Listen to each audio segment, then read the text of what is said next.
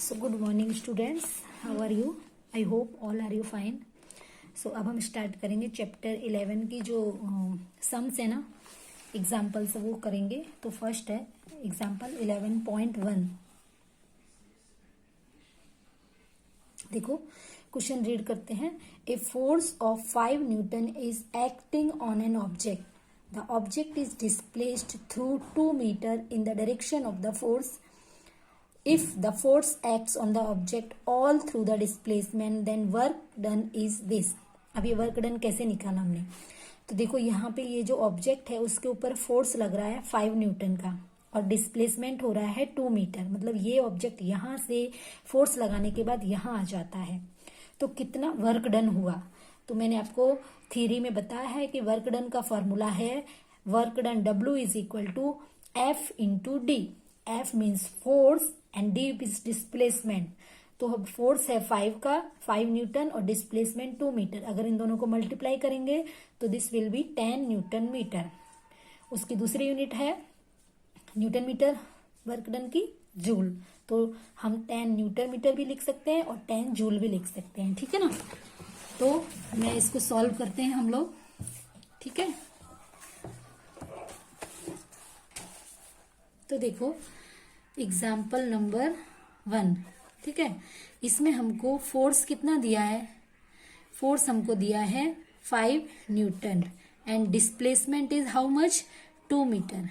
Now work done का formula है, work done को डिनोट करते हैं W से is equal to F into D. अब F कितना है? 5 newton and D is 2 metre. तो अगर ये मल्टीप्लीकेशन का रिलेशन है तो 5 2 10 न्यूटन मीटर. और हम इसको ऐसे भी लिख सकते हैं 10 न्यूटन मीटर की जगह हम 10 जूल भी इसको लिख सकते हैं. तो बस आ गया आंसर. ठीक है ना? अब यहाँ पे हमने इस फोर्स को वर्क डन को पॉजिटिव लिया है. ठीक है, क्यों? क्योंकि फोर्स जिस डायरेक्शन में अप्लाई कर रहे हैं ना, फोर्स जिस डायरेक्शन में, यहाँ इधर ही हम ये डायरेक्शन में हम फोर्स अप्लाई कर रहे हैं और डिस्प्लेसमेंट भी उसी डायरेक्शन में हो रहा है.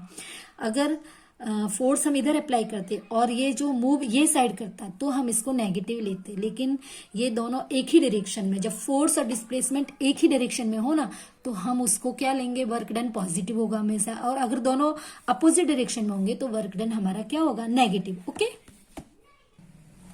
अब हम जो है नेक्स्ट सम करेंगे एग्जाम्पल नंबर 2.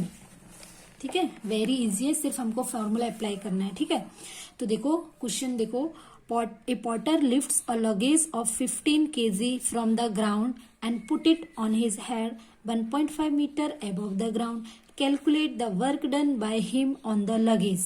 हमको क्या फाइंड करना है इसमें? Work done.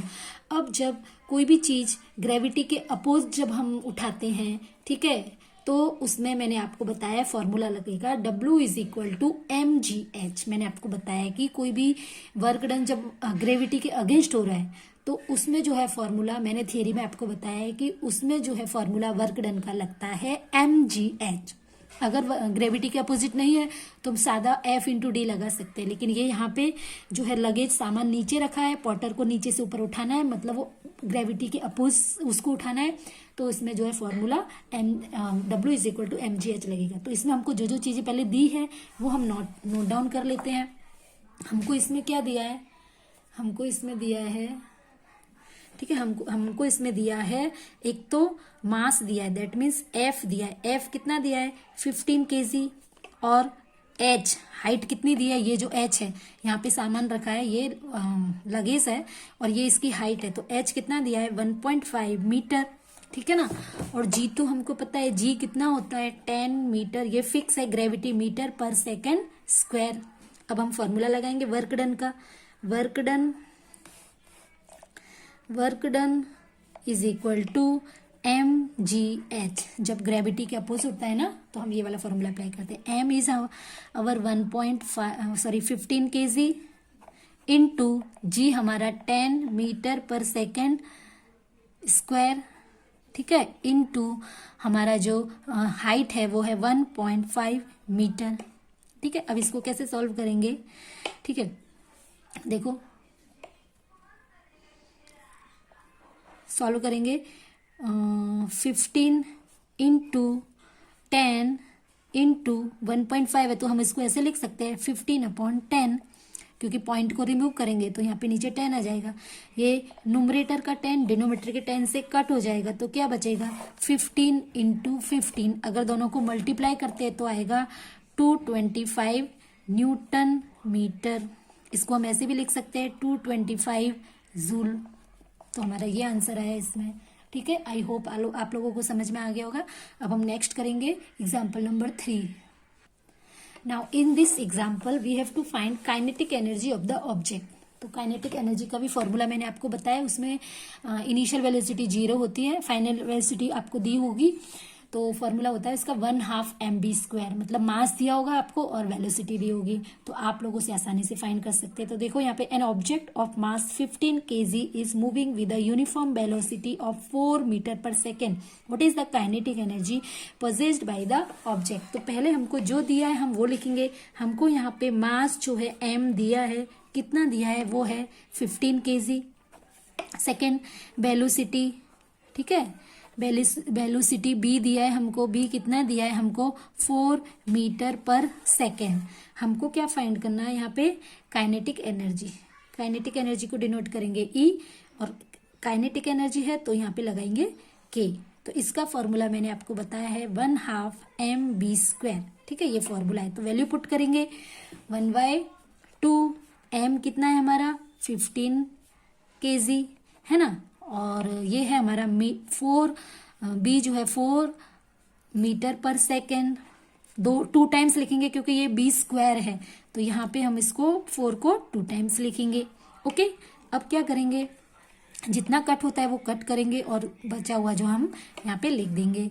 तो यहाँ पे देखो ये 2 से कट करेंगे 4 को तो 2 आ गया। ठीक है, तो क्या रह जाता है 15 इंटू 2 4 ज़ा 8 newton metre is equal to 15 को 8 से 15 8 जा क्या होता है 120 न्यूटन मीटर और 120 जो है जूल। आ गया आंसर। ठीक है, इतना इजी है, एक बार समझ लो, फॉर्मूले याद कर लो तो सब कुछ इजी हो जाता है ना। तो अब नेक्स्ट एग्जांपल देखेंगे, एग्जांपल नंबर 4। तो अभी जो है हम एग्जांपल नंबर 4 करेंगे। तो पहले रीड कर लेते हैं। What is the question. What is the work done to be done to increase the velocity of a car from 30 km per hour to 60 km per hour if the mass of the car is 1500 kg। एक car है जिसका वजन इतना है, पहले उसकी speed इतनी थी, 1 घंटे में वो 30 किलोमीटर चल रही थी, उसके बाद उसकी स्पीड बढ़ के 1 घंटे में 60 किलोमीटर हो गई। तो पहले उसकी स्पीड और बाद की उसकी स्पीड दोनों में क्या डिफरेंस है। What is the work done to be done to increase. ठीक है, तो दोनों की जो काइनेटिक वर्क डन निकालना है हमको। इसको वर्क डन कैसे निकालेंगे, तो दोनों की जो काइनेटिक एनर्जी पहले हम निकालेंगे और उनका डिफरेंस निकालेंगे, तो हमारा इसमें आ जाएगा वर्क डन। तो सबसे पहले जो वैल्यू हमको दी हुई है वो लिखेंगे। हमको सबसे पहले हमको क्या दिया है, mass m is equal to दिया है 1500 kg। ठीक है, और initially velocity u, initial velocity u is equal to हमको दिया है इसमें 30 किलोमीटर पर आवर, और फाइनल वेलोसिटी दिया है, फाइनल वेलोसिटी यानी कि b इज इक्वल टू दिया है 60 किलोमीटर पर आवर। ठीक है, तो सबसे पहले हम इस यूनिट को चेंज करेंगे, है ना। Initial velocity u is equal to हमको दिया है 30 किलोमीटर पर आवर, इसको हमको चेंज करना है मीटर पर सेकेंड में, क्योंकि यूनिट ये हमेशा मीटर पर सेकेंड में ही होनी चाहिए। तो 30 इंटू किलोमीटर को किससे मल्टीप्लाई करेंगे 1000 से, तो ये मीटर में कन्वर्ट हो जाएगा, और ये आवर को 60 मिनट एंड 60 सेकेंड, तो कन्वर्ट हो गया ये सेकेंड में। दैट मीन्स ये कितना हो जाएगा, कट करेंगे 0 से, ये 0 कट हो गया, ये 1 0 से ये 1 0 कट हो गया, 3 से कट करेंगे तो आया 2, है ना, और 2 से कट करूंगी मैं 100 को तो आ जाएगा 50। अब 2 से दोनों कट रहे, 2 से इसको कट करूंगी तो ये हो गया 25, और 2 से इसको करूंगी तो 3, तो ये हो गया 25 डिवाइडेड बाई 3 मीटर पर second. Same way final velocity निकालूंगी, ये किलोमीटर पर आवर में दिया है तो मैं इसको कन्वर्ट कर दूंगी मीटर, 1000 से मल्टीप्लाई करूंगी, ये तो मीटर में कन्वर्ट हो गया। इसी तरह 60 इंटू 60 से करूंगी तो ये सेकेंड में कन्वर्ट हो गया। अब 1 0 से 1 0 कट हो गया, मतलब 60 से 60 कट हो गया, 1 0 से 1 0 कट हो गया। अब 2 से इसको कट करूंगी तो 50 और 2 से इसको कट करूंगी तो 3। दैट मीन्स 50/3 मीटर पर सेकेंड। हमने पहले क्या किया, इनिशियल वेलोसिटी को मीटर पर सेकेंड में कन्वर्ट कर दिया और फाइनल वेलोसिटी को मीटर पर सेकेंड में कन्वर्ट कर दिया। अब हमको निकालना है kinetic energy of initial velocity. तो फॉर्मूला लगाएंगे काइनेटिक एनर्जी, ठीक है। काइनेटिक एनर्जी किसकी निकालनी है, इनिशियल वेलोसिटी की। तो मैंने लिखा EKI, क्या लिखा, EKI, kinetic energy of initial velocity. तो इसका फॉर्मूला अप्लाई करेंगे 1/2 mU², ठीक है। 1/2 m की जगह हम क्या लिखेंगे 1500 kg इंटू, इसकी जगह आएगा हमारा u की जगह 25/3 का स्क्वायर, ठीक है। अगर हम इसको सॉल्व करेंगे तो 1/2 इंटू 1500 इंटू 2 टाइम्स है तो इसको 2 टाइम्स लिखेंगे, ठीक है। अब जितना कट होता है वो कट करेंगे, बाकी का सब हम ऐसे ही लिख देंगे, ठीक है। तो देखो अगर मैं 3 से इसको कट करती हूँ तो ये हो जाएगा मेरा 500, 3 5 15 और 2 zeros, ओके। अब 2 से इसको कट करूंगी तो क्या हो जाएगा, ये 250 हो जाएगा, ठीक है। तो नीचे तो हमारा 3 है और ऊपर है 250 इंटू 25 इंटू 25, ठीक है।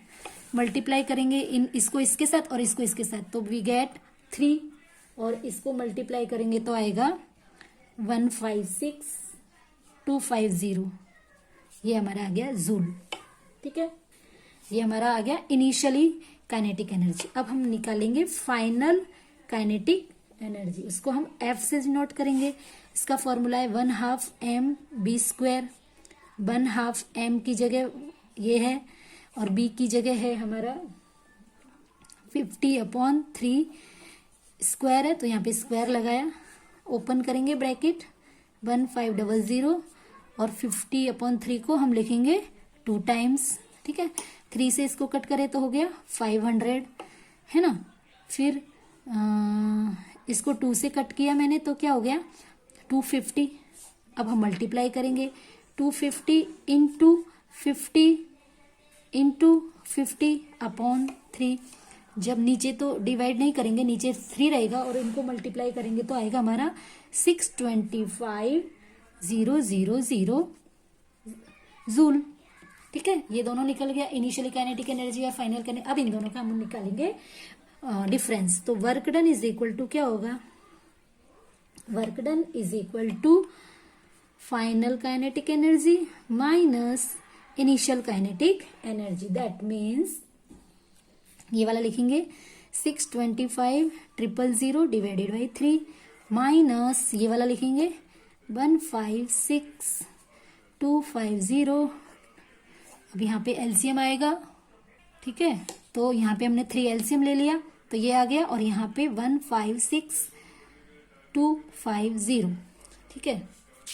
फिर इसको माइनस करेंगे, so answer will be 156,250 joule. This is our final answer, ठीक है। इसका एलसीएम लिया, इसको सब्सट्रैक्शन किया, फिर इसको 2 से डिवाइड करेंगे, सो वी गेट 156,250 जूल। आपको क्या करना है, ये एलसीएम मैंने लिया है, इनको सब्सट्रैक्शन करना है और उसको जो भी आंसर आता है उसको 3 से डिवाइड करना है, so you will get this, okay. Now we will solve example number 5। Find the energy possessed by an object of mass 10 kg when it is at height of 6 meter above the ground given g is equal to this। मतलब यहाँ पे work done कैसा निकालना है, energy निकालना है, sorry potential energy निकालना है। कोई भी ऑब्जेक्ट है जिसको जमीन से उठाना है तो जमीन के अर्थ के ग्रेविटी के अपोज उठाते हैं तो हम फॉर्मूला अप्लाई करते हैं mgh, ठीक है। तो यहाँ पे हमको पोटेंशियल एनर्जी फाइंड करना है, हमको यहाँ पे m दिया है, h दिया है, g दिया है, वैल्यू पुट करेंगे, आंसर विल बी गेट, ठीक है। तो पहले हमको जो दिया है वो लिखेंगे, हमको यहाँ पे दिया है m इज इक्वल टू दिया है हमको 10 kg, जी हमको ऑलरेडी दिया है 9.8 मीटर पर सेकेंड स्क्वायर और एच भी हमको दिया है 6 मीटर।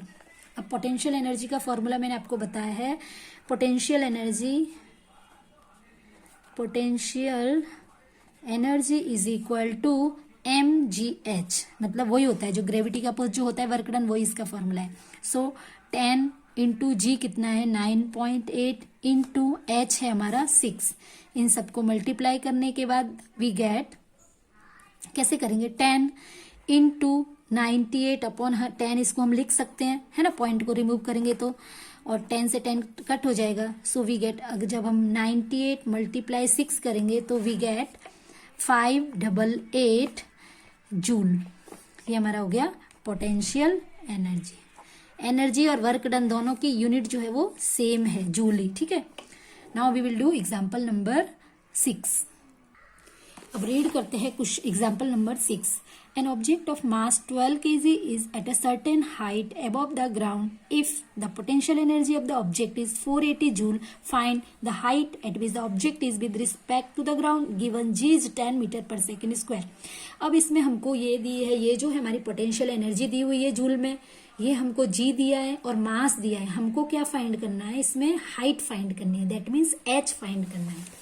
तो चलो सॉल्व करते हैं एग्जाम्पल नंबर 6। हमको यहाँ पे क्या दिया है, मास दिया है, एम कितना दिया है 12 kg, जी कितना दिया है 10 मीटर पर सेकेंड स्क्वायर, और हमको पोटेंशियल एनर्जी दी है दैट इज 480 जूल। अब हम पहले पोटेंशियल एनर्जी का फॉर्मूला अप्लाई करेंगे, mgh, ठीक है। This will implies PE upon mg को इधर ले लिया क्योंकि हमको h फाइंड करना है। This will implies h is equal to PE upon mg, ठीक है। अब क्या करेंगे, हमने क्या किया, ये फॉर्मूला अप्लाई किया पोटेंशियल एनर्जी का, हमको h फाइंड करना है। तो ये जो mg है राइट साइड में, लेफ्ट हैंड साइड जाएगा तो न्यूमरेटर है तो ये डिनोमिनेटर बन जाएगा। पहले तो हमने h की जगह फॉर्मूले को चेंज कर दिया है ना। अब हम वैल्यू पुट करेंगे, potential energy is how much 480, है ना, और m कितना है 12 और g कितना है 10। अब सॉल्व करेंगे, ये 0 से ये 0 कट हो गया और 4 से कट करेंगे, 12 4 जा 48, दैट मीन्स हाइट कितनी आ गई हमारी 4 metre. That is our final answer, ठीक है। अब हम करेंगे एग्जाम्पल नंबर 11.7। देखो क्वेश्चन रीड करते हैं, 2 girls each of weight for 400 and climb up a rope through a height of 8 metre. मतलब 2 गर्ल्स है जिनका वेट तो सेम है 400 और उनको एक हाइट का जो रस्सी है 8 मीटर की वो उनको चढ़ना है। The name of one girl is A and then other is B. Girls A take 20 seconds, तो गर्ल्स ए को उसमें 20 मिनट्स टाइम सेकेंड टाइम लगता है और बी को उसमें 50 सेकेंड लगता है, मतलब इसको कम टाइम लगता है कंप्लीट करने में और बी को ज्यादा टाइम लगता है। तो what is the power expanded by each girl, तो इन दोनों गर्ल का हमको पावर निकालना है, किसकी पावर ज्यादा है किसकी पावर। वैसे इससे पता चल रहा है कि ए की पावर ज्यादा है बी की कम है, क्योंकि ये कम टाइम लेती है। जब कम टाइम लेती है तो पावर ज्यादा होती है, जब टाइम ज्यादा लेते हैं तो पावर कम होता है। तो पहले जो हमको दिया है वो हम लिखेंगे, ठीक है। एग्जाम्पल नंबर 7 हमको यहाँ पे दिया है वेट ऑफ गर्ल, यानी कि mg दिया है ना। mg कितना दिया है, वेट मतलब याद रखना मास नहीं दिया है हमको, वेट दिया है। वेट के साथ हमेशा ग्रेविटी होती ही है। तो ये हो गया 400 न्यूटन और हाइट कितनी दी है, h बराबर 8 मीटर, ठीक है। तो अब हम फाइंड करेंगे, इसका फॉर्मूला अप्लाई करेंगे। टाइम कितना है इसके लिए, time t is equal to दिया है 20 सेकेंड। अब पावर का फॉर्मूला अप्लाई करेंगे, power of girl A is equal to work done upon time, ठीक है। अब वर्क डन कितना है mgh, वर्क डन मतलब mgh और टाइम मतलब t। mg कितना है हमारा, ये दोनों मिला के 400 है और h कितना है 8 और t कितना है 20। अब इसको कट करेंगे, एक जीरो से एक जीरो कट, 2 से कट करेंगे 40 को तो आया 20, that means 20 into 8 that means 160 watt. ये पावर ऑफ गर्ल ए है ना। अब गर्ल बी का निकालेंगे है ना। So power of girl B is equal to mgh upon time. mg तो सेम ही है, उसका अभी वेट सेम है 400 एंड h हाइट भी सेम है, लेकिन टाइम उसका क्या है 50 सेकेंड। ठीक है, तो यहाँ पे 50 चेंज होगा खाली, एक जीरो से एक जीरो कट हो गया, 5 के टेबल में 40 आता है 8 जा, तो 8 इंटू 8 दैट मीन्स 8 8 जा 64 वॉट। तो ये किसका पावर हो गया, गर्ल बी का। तो हम क्या कह सकते हैं, पावर